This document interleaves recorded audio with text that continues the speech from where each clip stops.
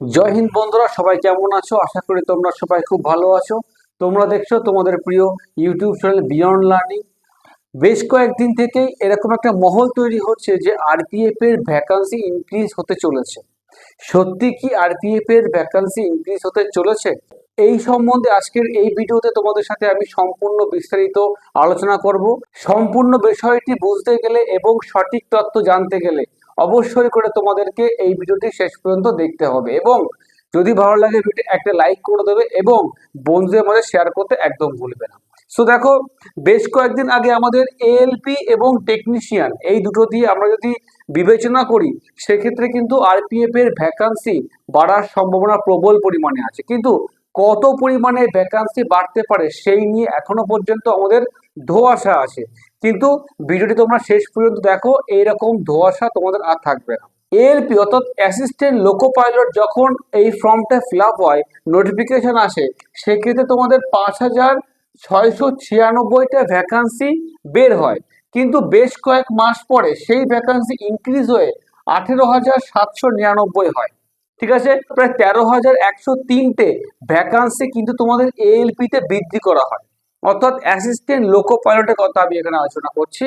একই রকম ভাবে টেকনিশিয়ান, যেইটা তোমাকে যখন নোটিফিকেশন দেওয়া হয় সেখানে 9,144টা ভ্যাকান্সি ছিল, এবং বৃদ্ধি পেয়ে তারপরে কত হলো 14,298টা ভ্যাকান্সি। এক্ষেত্রে তোমার ভ্যাকান্সি ইনক্রিজ হলো 5,154 টি ভ্যাকান্সি ইনক্রিজ হলো। এইগুলো কিন্তু এএলপি টেকনিশিয়ান, এবং আমরা যদি আরপিএফ এর কথা ভাবি, এইগুলো কিন্তু ম্যাক্সিমামটাই তোমাদের একই সাথে নোটিফিকেশন বেরিয়েছিল। তার আগে তোমরা ভালো করে খেয়াল করে দেখবে, যখন এসএসসি জিডির প্রায় রেজাল্ট দেওয়ার সময় হলো, সেক্ষেত্রে কিন্তু আবার তোমাদেরকে ভ্যাকান্সিটা ইনক্রিজ করা হয়েছিল। এসএসসি এমটিএস নিয়ে তুমি ভাবো, এমটিএস এর কিন্তু ভ্যাকান্সি তোমাদেরকে 3বার বৃদ্ধি করা হয়েছিল। ঠিক আছে, একদম যখন নতুন নতুন এমটিএস এর নোটিফিকেশন আউট হয়েছিল, সেক্ষেত্রে মাত্র 4 থেকে 4,500 মতো হলো, থেকে বৃদ্ধি করে প্রায় 8,000 করে দেওয়া হলো। একদম শেষ মুহূর্তে, ফর্ম ফিল আপের একদম শেষ মুহূর্তে দোরগোড়া এসে সেই ভ্যাকান্সিটা প্রায় 10,000 করে দেওয়া হয়েছিল।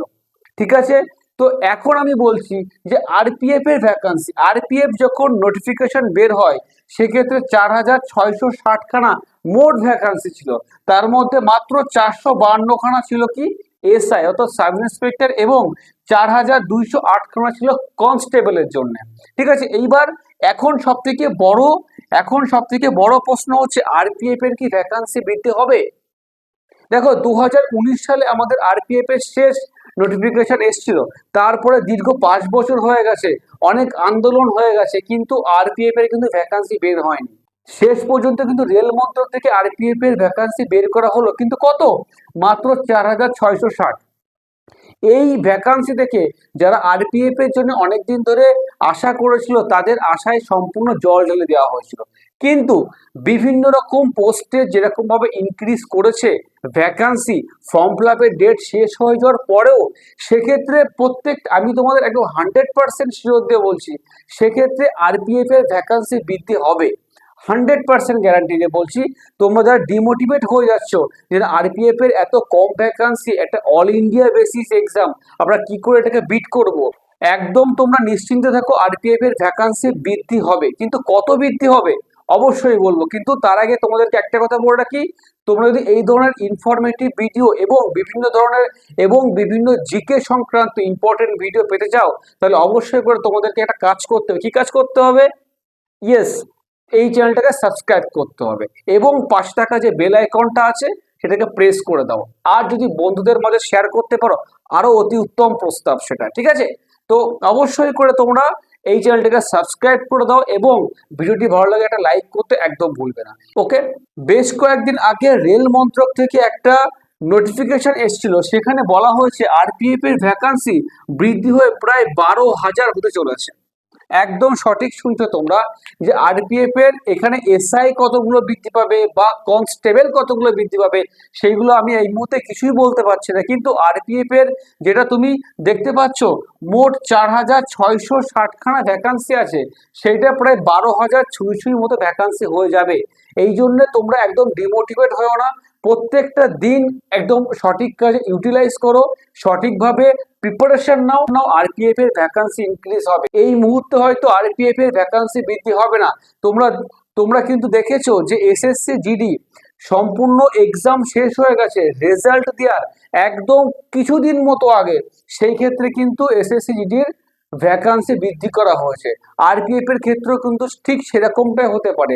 এই মুহূর্তে হয়তো তোমাদের ভ্যাকান্সি বৃদ্ধি পাচ্ছে না, কিন্তু কোনো না কোনো সময় হয়তো সম্পূর্ণ এক্সাম কমপ্লিট হয়ে যাবে, ফিজিক্যালও কমপ্লিট হয়ে যাবে, তারপরেও কিন্তু ভ্যাকান্সি বৃদ্ধি পাওয়ার মতো সম্ভাবনা আছে।